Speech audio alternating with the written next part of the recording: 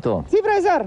Hoy día vamos a presentar el programa sobre la conquista de los incas. El Tahuantinsuyo. Un clásico de la historia peruana, Benito, que lamentablemente se cuenta algunas veces muy mal. Sí. Porque se dice que un grupo de 170 españoles derribó a un imperio de 12 millones de personas allá en Cajamarca. Eso es imposible, profesor.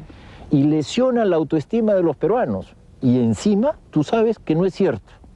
Porque en realidad ese grupo de españoles, hablando de ellos primero, pues eran la avanzada de la civilización occidental y tenían 40 años de experiencia, porque Colón había llegado al Nuevo Mundo 40 años antes que Pizarro al Perú. Ya. De tal manera que ya tenían un plan. ¿Cuál era, profesor? Capturar al rey. Ya. En una emboscada, capturar al soberano y a partir de ahí desmembrar la entidad política de los indígenas. La estrategia del ajedrez. Exacto. Capturar al rey y se acaba el juego. ¡Jaque mate!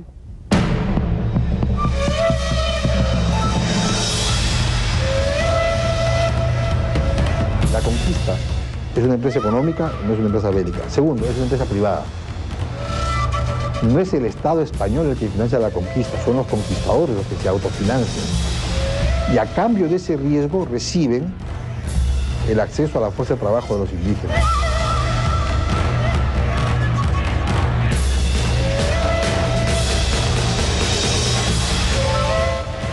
Con la conquista uno no puede lamentarse ni felicitarse, simplemente asumirla. Eso pasó, yo no puedo ni aplaudirla ni pifiarla, eso sucedió. El imperio de los incas no era perfecto. El imperio de los incas lo conozco yo, no era perfecto, como el imperio español tampoco lo era. Eran dos realidades humanas con dos lógicas distintas, dos distintos modos de pensar, dos culturas que se encontraron.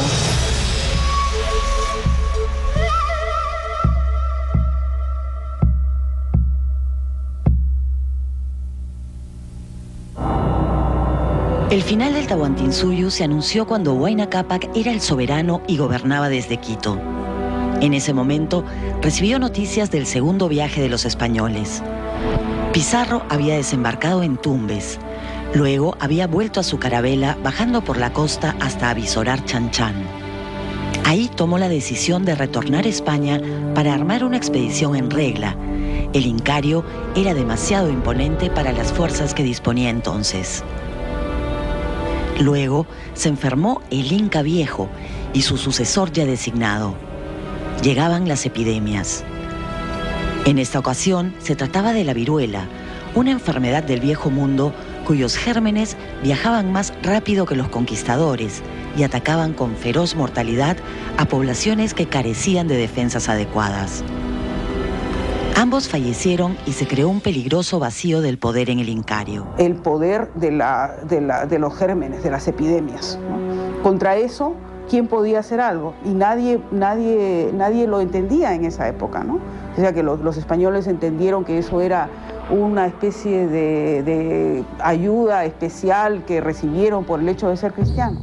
La madre de Huáscar era la Coya, y al producirse la muerte de Huayna Cápac, salió de Quito corriendo al Cusco, donde hizo proclamar a su hijo como nuevo inca. Huáscar no fue muy acertado.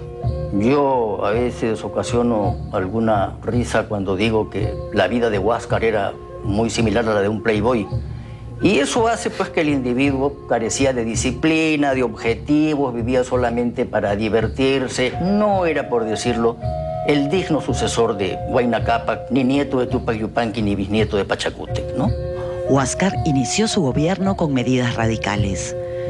El nuevo monarca intentó cortar el poder de las panacas porque se había extendido en demasía y una enorme extensión de territorio estaba siendo privatizado por la aristocracia cusqueña.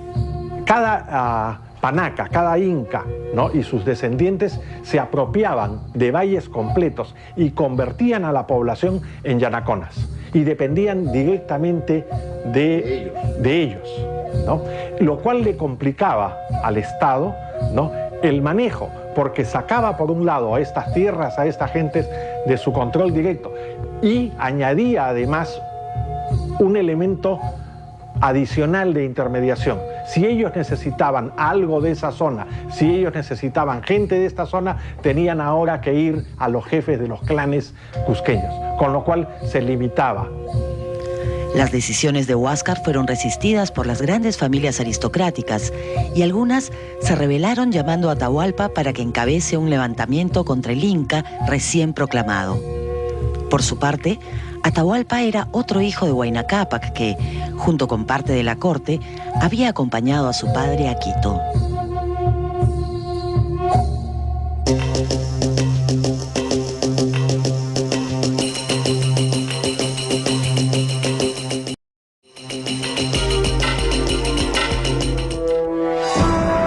Atahualpa fue derrotado en una primera batalla y cayó preso de los Cañaris, que eran un grupo étnico cuyo territorio estaba situado en la sierra del actual Ecuador. Pero esa misma noche, Atahualpa se escapó de prisión. Luego, contó que se había transformado en serpiente, ganando su libertad a través de los barrotes de la celda. De acuerdo a su versión, era un dios y por lo tanto era invencible. Escapa convertido en serpiente. Así es, Esa así dice, la ¿no? leyenda que él difundió. Pero se escapa. Entonces el hombre que se escapa y que vuelve a oponerse a su enemigo, si ha sido vencido, es como si no hubiera sido vencido, ¿no? Las derrotas de Atahualpa son mínimas frente a las derrotas de Huáscar, hay que reconocerlo. Atahualpa logró dominar la muy cruenta guerra civil entre los incas y obtuvo una trabajosa victoria. Huáscar había entregado el mando a varios generales que fueron vencidos, hasta que él mismo tomó la dirección de la guerra y el resultado fue peor para su causa, pues fue hecho prisionero. Ya era el fatídico año de 1532. Estando en Cajamarca, Atahualpa fue informado de la reaparición de los hombres barbudos que cruzaban el mar. Decidió detener su marcha triunfal al Cusco y recibir a los extranjeros que tanto habían intrigado a su padre. La capital inca estaba capturada por el general Quisquis, leal a Atahualpa, quien había desatado una feroz represión sobre el sector de la aristocracia cusqueña, fiel al inca derrotado. En Jauja, en medio del Tahuantinsuyo, permanecía otro ejército de Atahualpa, al mando del general Calcuchímac. En el tercer viaje de la conquista, los españoles nuevamente desembarcaron en Tumbes y se trabaron en combates con los naturales. La tierra estaba desolada por la guerra civil entre los incas y ya no percibieron el orden y la amabilidad que encontraron durante el viaje anterior. Luego continuaron su marcha hacia el Piura actual. Cuando estaban cruzando el Sechura, apareció un emisario de Atahualpa disfrazado de indio del común. Se llamaba Apo y se mezcló entre los indios que seguían a la hueste hispana como porteadores y proveedores. Apo curioseó demasiado en el campamento de los españoles y movió la ira de Hernando, quien era el único hidalgo de los 4 hermanos Pizarro. Hernando pateó a Apo y al caer se desbarató el turbante que escondía sus grandes orejas. Fue identificado como Orejón, miembro de la aristocracia inca. Al ponerse de pie, los indios cayeron postrados de hinojos. Los españoles tomaron conciencia que estaban ante un espía real y lo trataron de manera cuidadosa. Le entregaron una copa de cristal de Venecia y 2 camisas de seda de la India como regalos para que lleve al Inca. Los españoles llegaron hasta el actual Lambayeque y cuando se hallaban cerca de la cordillera retornó Apo. Esta vez vino como embajador, era portado en andas y traía el regalo de Atahualpa. Este presente consistía en una maqueta de una fortaleza y 3 patos desollados. Pizarro se mostró desconcertado e interpretó el regalo como una señal de que Atahualpa confiaba en sus fortalezas y que amenazaba con desollarlos. Asimismo, Apo los invitó a subir a Cajamarca para entrevistarse con el inca que los quería recibir. Mientras tanto, Apo se había reunido con Atahualpa, informándole lo que había visto y juntos elaboraron un plan que consistía en apoderarse de los caballos. El pool genético de animales del Tahuantinsuyo era bastante limitado porque no había ningún animal mayor susceptible de ser montado o puesto a arar. Toda la agricultura y el transporte eran a pie. Los camélidos eran espléndidos animales, pero no estaba mal apoderarse de nuevas bestias que faciliten la vida económica y política del Tahuantinsuyo. Los perros le habían parecido peligrosos porque los había visto comer carne, pero los caballos le movieron confianza porque eran herbívoros. ¿Cuál fue el reporte de Apo? Le dijo, mira, lo dicho, el perro ese peligroso, come carne, ese nos podría hacer daño. El caballo no, es un herbívoro, de él no temas. No son dioses, han muerto, han enfermado, y los dioses no mueren ni enferman. Y el plan de Atahualpa era que vengan a Cajamarca, hacerlos huir a todos, que los chupayos los maten a media legua ahí en una cañada, matar a todos menos a 3. ¿Quiénes eran los 3 que debían salvarse? El herrero, el barbero y el volteador de caballos.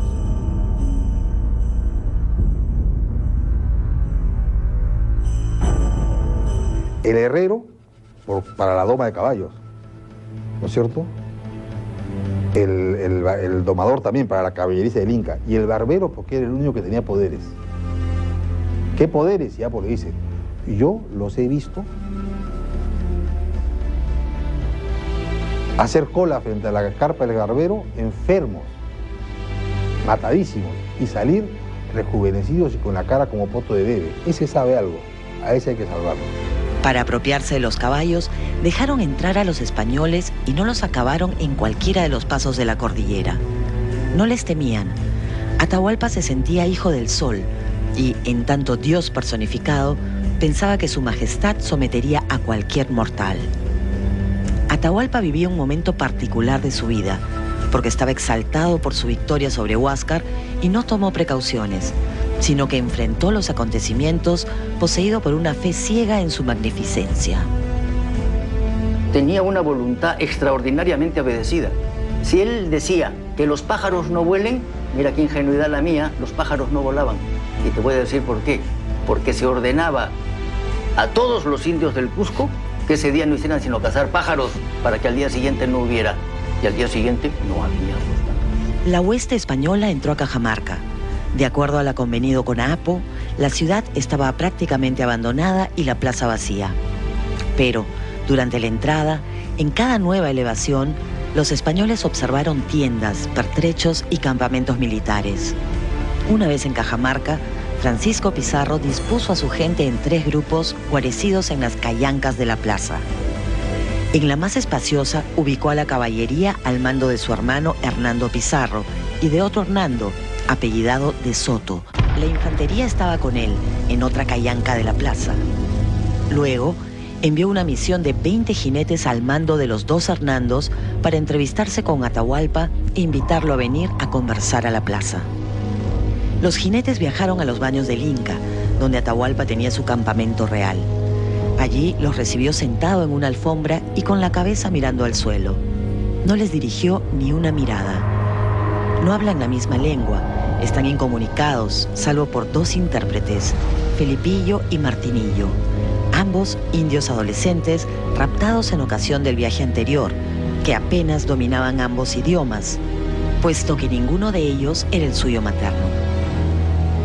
Los intérpretes eran jóvenes comerciantes costeños que, estando en una balsa, habían sido raptados por los conquistadores.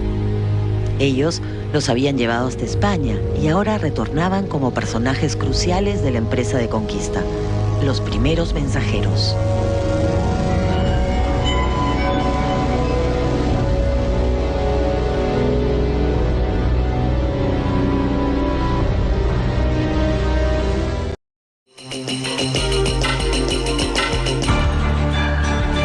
Era el 14 de noviembre de 1532.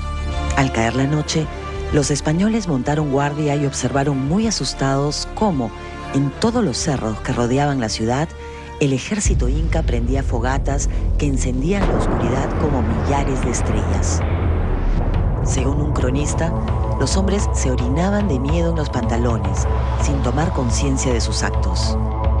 Tanto miedo tuvieron en un principio los españoles que esa noche se orinaban de miedo. La víspera. Esa noche, la víspera, esa noche se les soltó el vientre Esa noche sufrieron sudores fríos, tuvieron pues todos los síntomas del terror. Y en cambio, los indios entraron tranquilos, creyendo que iba a pasar nada o que ellos iban a ganar y que iban a presenciar algo y nada más. En la mañana del día siguiente, 15 de noviembre, Atahualpa inició ritos que fueron seguidos por el ejército.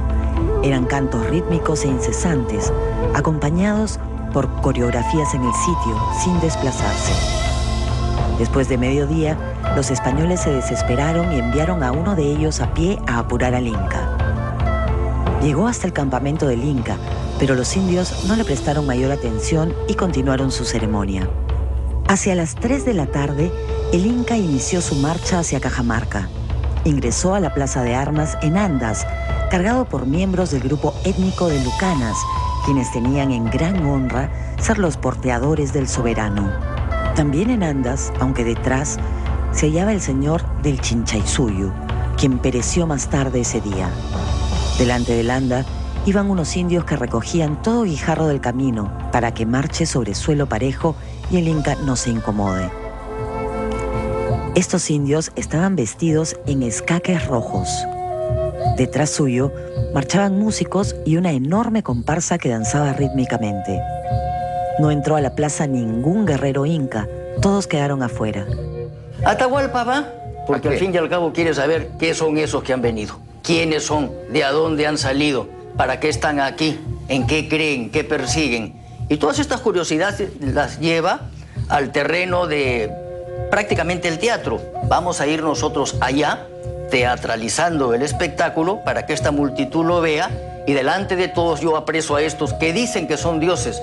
Si yo apreso al Contique Huiracocha Pachayachachi, que es el hacedor del mundo, entonces pues los huascaristas no tienen que ver nada conmigo, ni ningún enemigo, porque yo soy vencedor de dioses. El Inca entró de ese modo porque iba a conversar con los españoles e invitarlos a pasarse a su bando, y seguro que estaban muertos de miedo por las amenazas que habían podido percibir. Y esto es real, cuesta aceptarlo. Claro que el Inca bajó con miles de hombres, pero no eran soldados, no eran guerreros, no estaban armados. Vean todos los testimonios. Eran acróbatas, músicos, danzantes, arlequines. Él viajaba a una fiesta, a una celebración. ¿Y qué mayor prueba de valor que bajar sin guerreros y hacerlos correr? Ese era su plan. El de Atahualpa, que lo explique bien Atahualpa, pero él también pensaba planear algún tipo de celada. Atahualpa ingresó a un baile ritual, a una ceremonia del poder, creyendo que una banda de infelices no podía hacerle daño.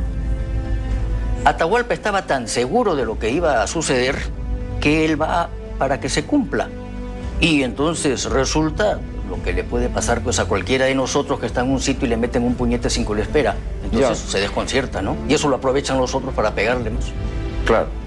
Ahora, él va para que ocurra lo que debía ocurrir. ¿Y qué era esto? Agarrarlos a todos, amarrarlos, tomarlos prisioneros, matarlos, castrar a algunos y ponerlos a guardar a las vírgenes del sol, hacer cría de caballos, hacer cría de perros de guerra, que no había en Cajamarca, sino estaban en San Miguel de Tangarara, y luego de esto ya proseguir la conquista de lo que le faltaba, otra vez como dichoso vencedor, justificando plenamente este apodo que le habían dado, ¿no? O sea que su plan era bastante sensato dentro de lo que era pensar con libertad.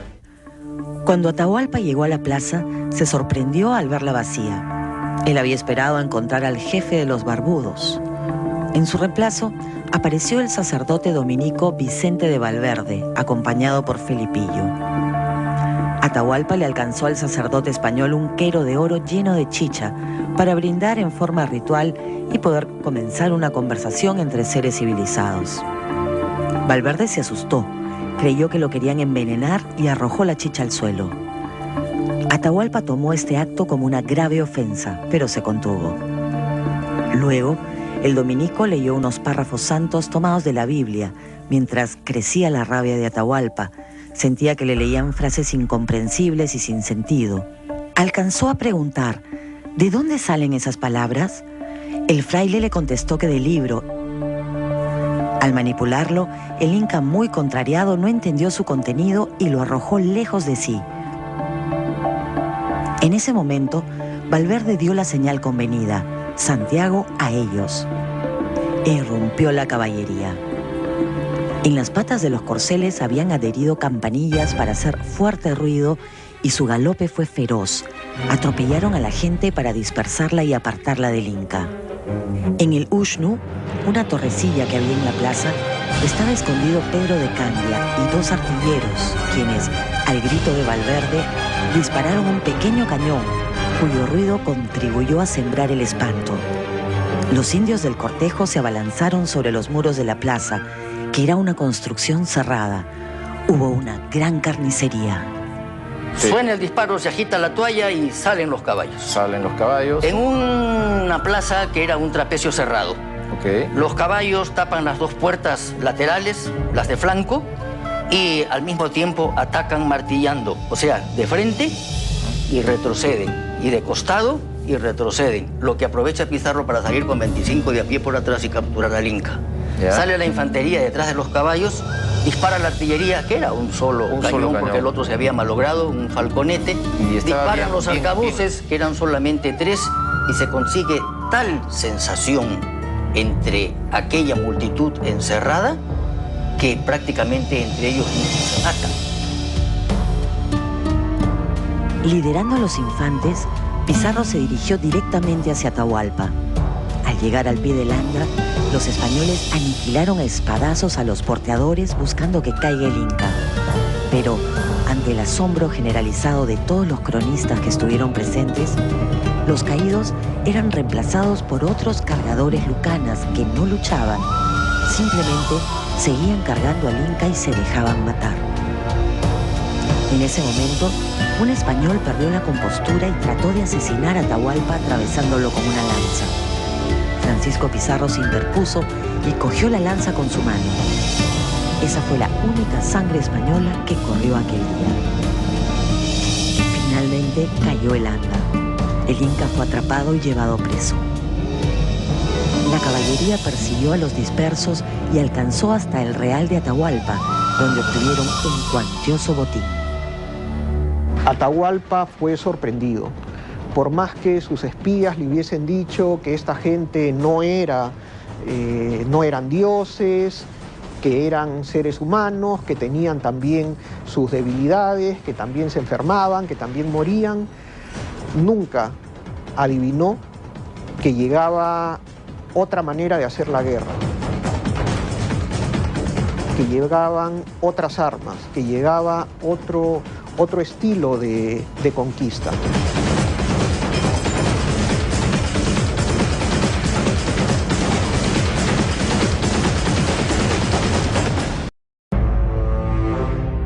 Los españoles recibieron refuerzos porque arribó Diego de Almagro con una nueva tropa que duplicó el número de la hueste hispana. Este segundo grupo no había participado en la captura del Inca y por lo tanto carecía de derechos sobre el botín. Ellos querían continuar la conquista y presionaban para ajusticiar al Inca, ya que su prisión mantenía estancadas las operaciones. Lo lograron y Atahualpa fue ahorcado por medio del garrote. Durante la prisión del Inca, los españoles habían recibido la visita de los curacas cañaris, chachapoyas y huancas para sellar una alianza contra Atahualpa. Estos grupos étnicos habían sido conquistados por los cusqueños y aspiraban a recuperar su autonomía. Creyeron que tenían una gran oportunidad sumándose a este nuevo poder que había irrumpido en los Andes. Entre otros, estos 3 grupos fueron claves en la conquista porque guerrearon a favor de los europeos. Luego de ajusticiar a Atahualpa, Pizarro se dirigió al Cusco. Nombró un inca títere, pero murió envenenado poco después de haber emprendido la marcha.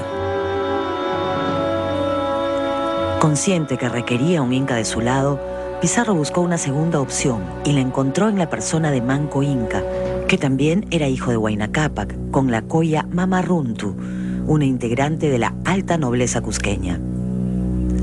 En las guerras civiles entre los incas, Manco había combatido del lado de Huáscar. En su calidad de reciente incorporado a la alianza, Manco participó de la lucha por el Cusco a la vanguardia de un ejército integrado por los suyos, partidarios de Huáscar, sumados a los españoles, chachapoyas, cañaris y huancas. Ese ejército combatió contra las tropas de Quisquis, que había sido un importante general de Atahualpa. Quisquis abandonó el Cusco, pero salvó a su gente y cruzó con ellos todo el Tahuantinsuyo en un viaje épico de retroceso estratégico para reaparecer en la región norteña de donde era originario. El general quiteño moriría defendiendo su región natal en un episodio posterior de la conquista.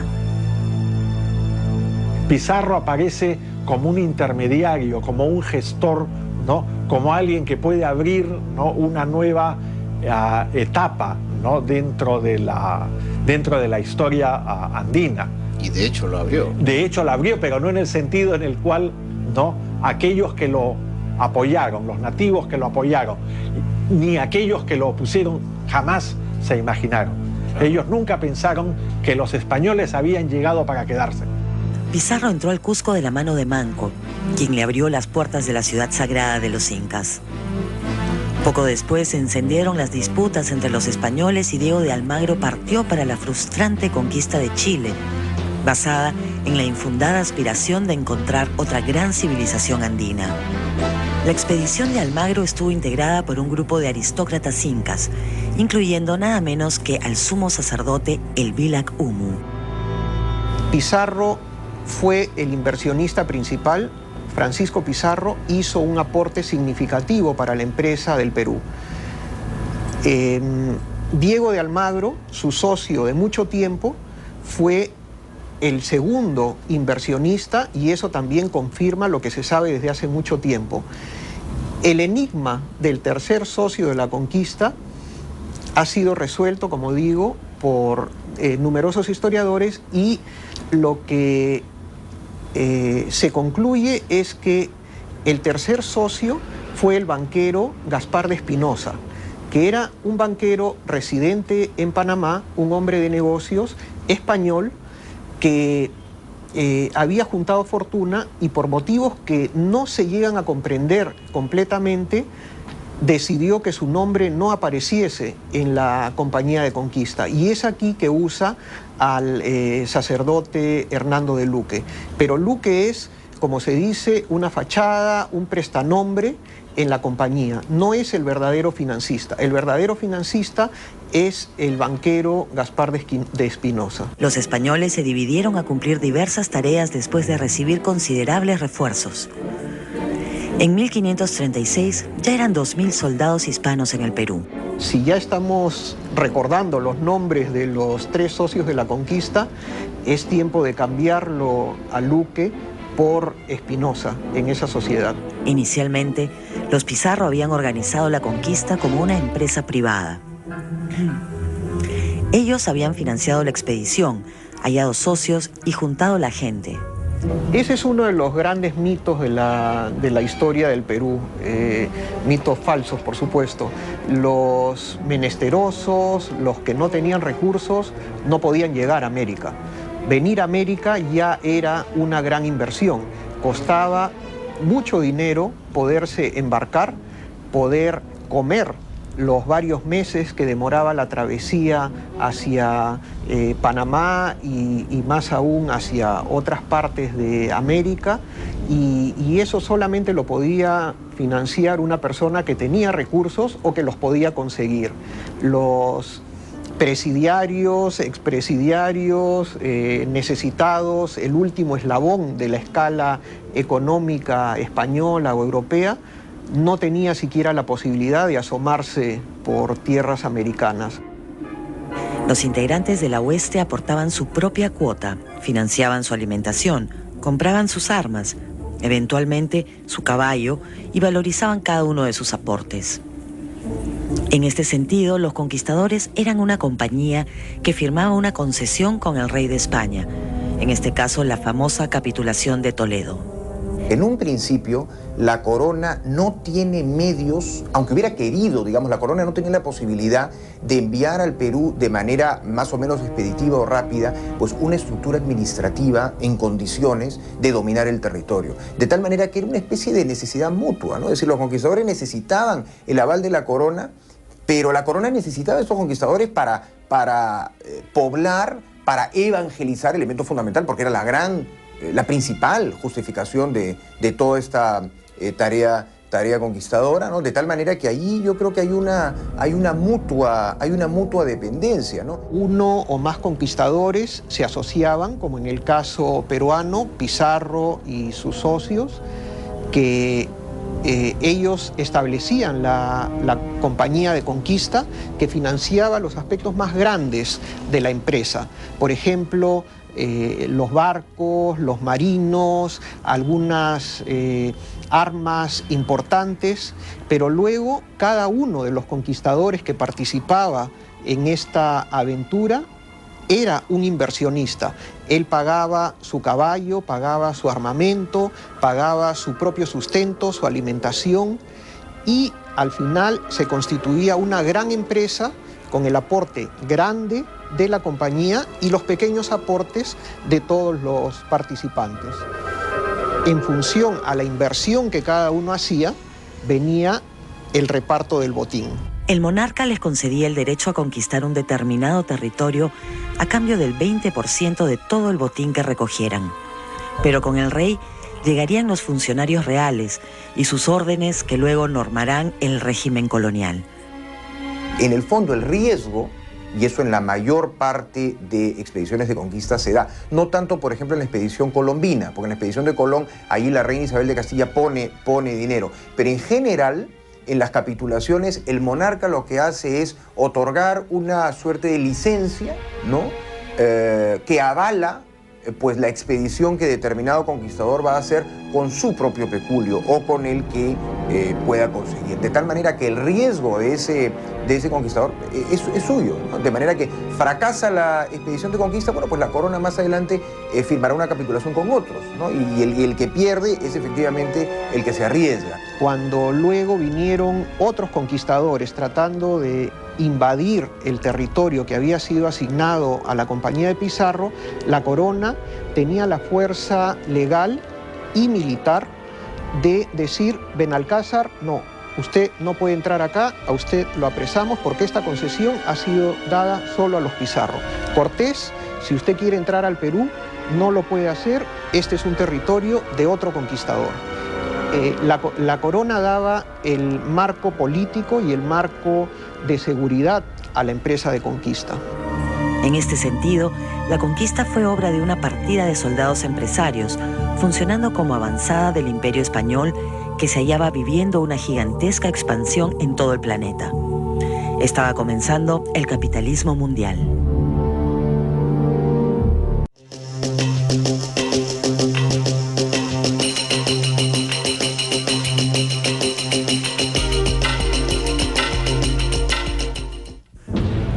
Al llegar 1536, Manco Inca era consciente que el dominio español implicaba el sometimiento colonial a un nuevo poder que trascendía al mundo andino. Ese año se produjo el levantamiento de los incas y el llamado a sublevación de todos los andinos contra los invasores europeos. Empleando un estratagema, Manco salió del Cusco y juntó a su gente en Yucay, donde llamó a la rebelión. Comenzó la resistencia general. Manco dividió sus tropas en 3 ejércitos. El primero fue enviado contra los huancas para castigarlos por su apoyo a los españoles y para anunciar que el Inca no aceptaría más el colaboracionismo. El segundo fue dirigido contra Lima y tenía por consigna a la mar barbudos, queriendo echar a los españoles del mundo andino y obligarlos a regresar por donde habían venido. El tercer ejército de Manco se lanzó a reconquistar el Cusco y aniquilar a los españoles que habían hollado la capital sagrada. Cuando Manco Inca inicia el cerco del Cusco en más o menos abril, ¿no?, de 1536, consigue no solamente, ¿no?, mantener en jaque a la población cusqueña, pero desaparece prácticamente, extermina, ¿no?, hace huir en muchos casos, a todos los españoles que están viviendo en diferentes centros poblados, ¿no?, entre el Cusco y Lima. Pizarro, ¿no?, envía 5 expediciones para rescatar a sus hermanos en el Cusco, para levantar el sitio del Cusco. Y sin embargo, las 5 expediciones fracasan. Estas tropas pasan por Huaytará, en Huancavelica, que era un estrecho por donde se subía hacia el Cusco. Los jinetes de apoyo que llegaron a Huaytará fueron completamente destrozados por las fuerzas incaicas. Ese es solo uno de los ejemplos de derrotas importantes que tuvieron los españoles a manos de los indígenas. El cerco del Cusco se prolongó casi todo ese año, pero al llegar la temporada de labores agrícolas, Manco tuvo que licenciar a sus tropas porque era un ejército campesino que sumaba millares cuando tenían tiempo libre, pero que tenía pocos profesionales de la guerra. Los españoles habían resistido sostenidos por los cañaris y su momento de mayor angustia fue cuando Manco incendió el Cusco y ellos se refugiaron en la Iglesia del Triunfo. Cuando vieron que el cerco aflojaba, montaron una expedición que salió del Cusco hacia el sur y dio la vuelta por las alturas para caer sobre Sacsayhuamán, donde se habían concentrado los guerreros profesionales de Manco. La batalla fue tremenda. Murió uno de los Pizarro, Juan, y sin embargo, los españoles se impusieron. Al final resistió en una torre el mítico Cahuide, uno de los grandes capitanes del Cusco rebelde. En forma paralela, un ejército inca puso cerco a Lima. En el camino recibieron el apoyo de los curacas locales del Valle de Lima. Queda evidencia, por ejemplo, que los latis apoyaron al Inca. Ellos tenían su centro en el moderno Ate. Para evitar a los caballos, intentaron tomar Lima por el río, puesto que las piedras dificultaban la maniobra de los equinos. El ejército de la resistencia inca estaba comandado por el general cusqueño Quiso Yupanqui, quien murió peleando cuando los españoles recibieron refuerzos de los Huaylas. Quiso Yupanqui viene a Lima para prevenir que Pizarro siga mandando expediciones para auxiliar, ¿no?, al Cusco. Francisco Pizarro había pedido ayuda a los parientes de su mujer y la madre de doña Inés había enviado un ejército proveniente del callejón de Huaylas para defender Lima con los hispanos contra los cusqueños. De este modo, en cada una de las grandes batallas de la conquista se hallan ejércitos de indígenas en ambos bandos, garantizando que al final el triunfo será de Occidente. No se trató solamente de una superior tecnología militar, sino sobre todo de una capacidad política para desintegrar un imperio antiguo de composición multiétnica que no resistió la presión y se fragmentó ante el choque de civilizaciones. Es la primera vez en la historia de la arqueología de América que se identifica positivamente nativos que hayan muerto durante la conquista. En lucha. Exacto. Identificamos un cráneo, un individuo cuyo cráneo tenía una perforación que solamente podría haber sido hecha con, ¿no?, un arma de fuego, con un arcabuz, una pelota de arcabuz, ¿no?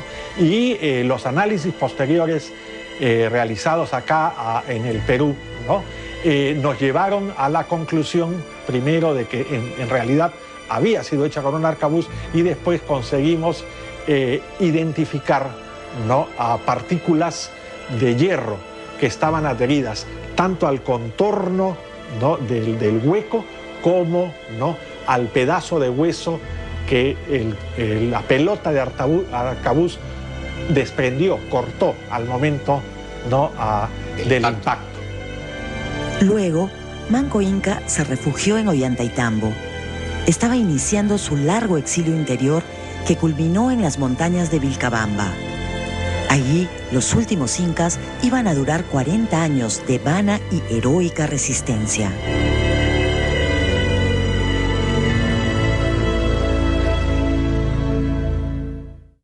A continuación tenemos nuestros dibujos animados, titulados Guamán Picture, que, como les recuerdo, se trata del cronista indígena Felipe Guamán Poma de Ayala, quien viaja a través del tiempo, gracias a una creación de Santiago Forns, y en esta ocasión para entrevistarse, para encontrarse en la era de la conquista, donde va a interactuar con todos los personajes españoles, incas, que son los protagonistas de el principal drama de la historia peruana.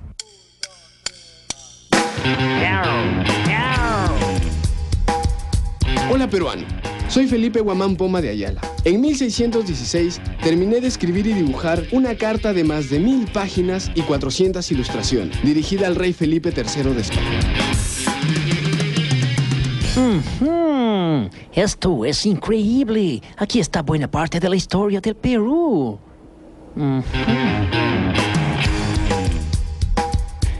¿Cómo llegó este manuscrito a Dinamarca 3 siglos después y no a España o al Perú?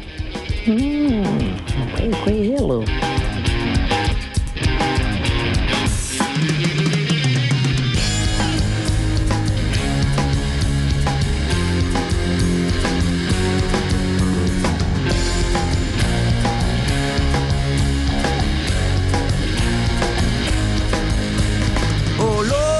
Tierra mojada, qué olor tan agradecido. Hoy el viento me ha traído, el viento que viene y va.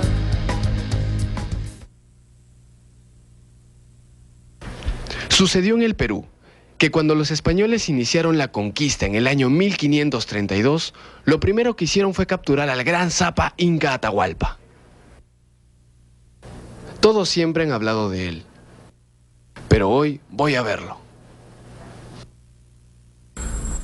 Mi padre, el magnánimo Huayna Cápac, me contó la noticia de que unos extranjeros barbados habían sido vistos en otros reinos. Por eso, apenas supe de su arribo en nuestras costas, envié a Apo para que los espiara.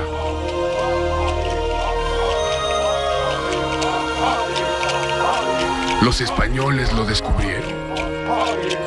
Pero al darse cuenta de mi glorioso poder, lo devolvieron acompañado de ofrendas. Apo me contó de los caballos. Esa llama gigante se necesita.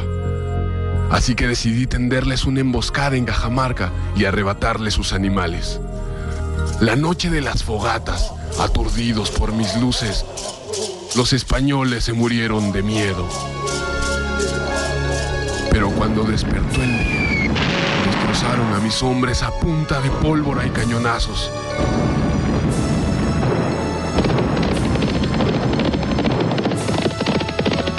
¿Quién iba a saber que existían?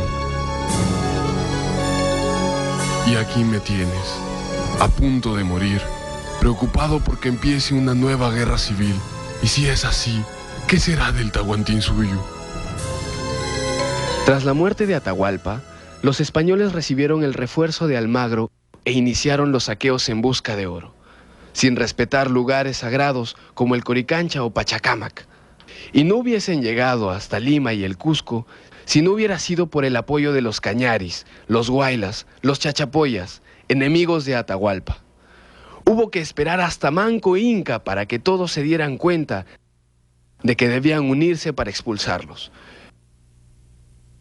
Cuando tomó Sacsayhuamán, ya era tarde. Los incas se refugiaron en el valle de Vilcabamba, pero con todo, resistieron con bravura 40 años más.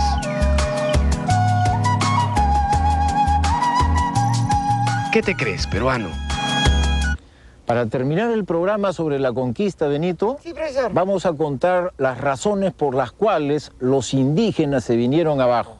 Y tienen que ver con que el Tahuantinsuyo, Benito, era un estado, un imperio de la antigüedad, ¿no es cierto? Sí. Pero no era una nación. ¿Por qué, profesor? Ahí adentro convivían grupos étnicos rivales y que todos le tenían una gran bronca y enemistad al Cusco. ¿Por qué? Porque los había conquistado y sometido.